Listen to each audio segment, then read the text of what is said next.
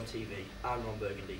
Today we're going to be having a discussion about the recent case that's going through the European Union about football broadcasting and the use of devices to get transmissions from other member states. I'm joined today by Karen Murphy, who's actually taken the case. She's the owner of the Red, White and Blue pub in South City. Hello. I'm also joined by Heidi Wagstaff. She's the partner for competition law at Slaughter and May. Good morning, Ron. And representing Sky and the Premier League today, we've got Pete Woolsoncroft. Hello, everyone. We're also joined by Sir Nick Fisher from the University of Oxford. He's a professor of European Studies and he joins us today via video link. Hi, Ron.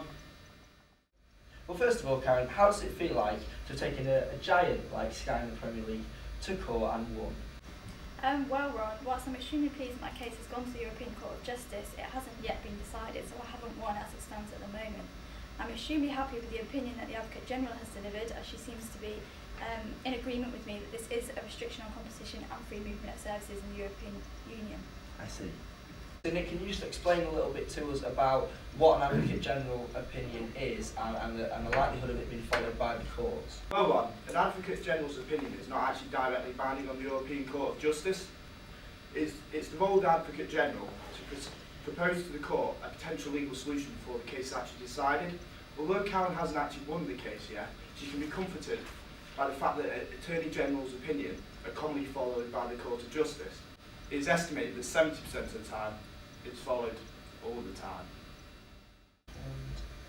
Okay, but it's still likely that that will be followed in the courts then, as we can see there.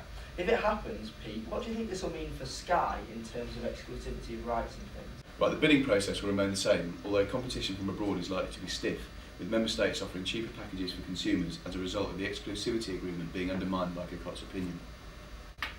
And so, in terms of competition law in the EU, like Pete just mentioned there, what are the sort of boundaries and things that we need to look at?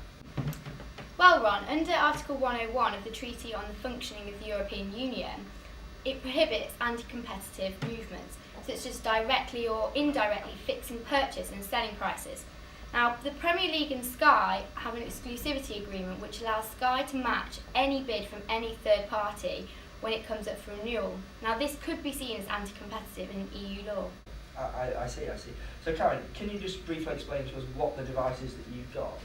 Well, basically, when Sky sell their rights to the different broadcasters in the different states, what they do is encrypt the message so no competing broadcasters can decode that message and show it on their TV stations. What I did was import a Greek decoder card to decode the message sent to the Greek broadcasters, which meant I could transmit the Premier League matches from there rather than the United Kingdom. And why is it that you did that? Purely because of cost. It cost me £800 from the Greek broadcasters, whereas it would have cost me about £7,000 from the UK. I see. So can you just explain what these illicit devices are and why they may be illegal or not? The question is whether, under Directive 98/84, the device becomes illicit when it's used in a member state other than that where it originated. The Premier League argue that it's under Article 2 of the directive, it's where the main authorisation from the service provider comes from. However, the Advocate General argues it's whether or not it's been adapted and tampered with. In the case of Karen Murphy, this hasn't happened. I see. So Nick, could you just explain to us, if these are illegal or not found illegal in the UK, what does this mean in terms of European law and movement of services and things?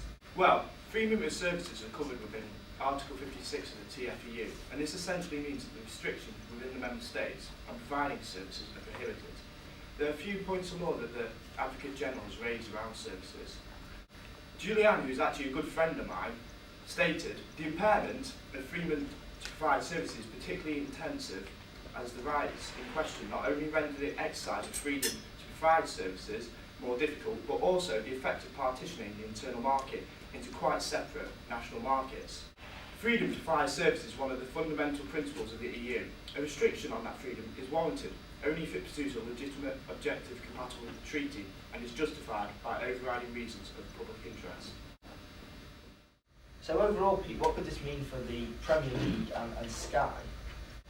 Well, it could mean a number of things, Ron. First, a rapid decrease in attendances at lower league grounds would ensue, with Premier League clubs demanding the highest revenue through broadcasting rights, leaving a smaller surplus than is currently available to those clubs in the lower tiers of English football.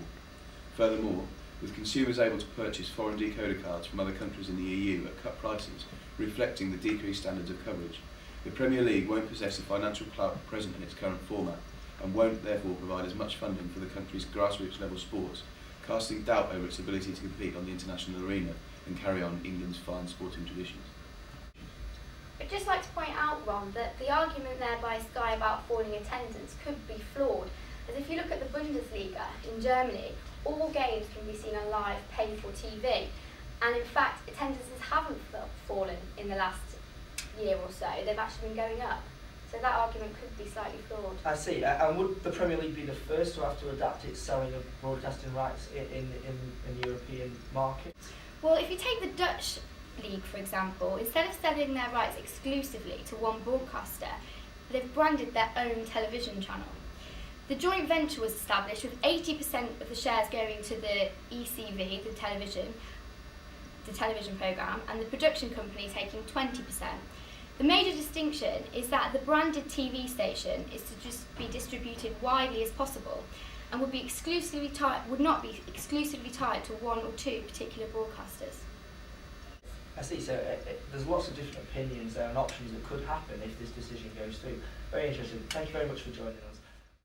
We're going to move on now. We've got sport and weather coming up, and later this afternoon we're going to be joined by members of the Trade Union Unite, the Student Union of Sheffield, and some students that have been directly affected by the strikes. We're going to be discussing whether it's irresponsible for our tutors to be striking over public sector pensions in the time like this.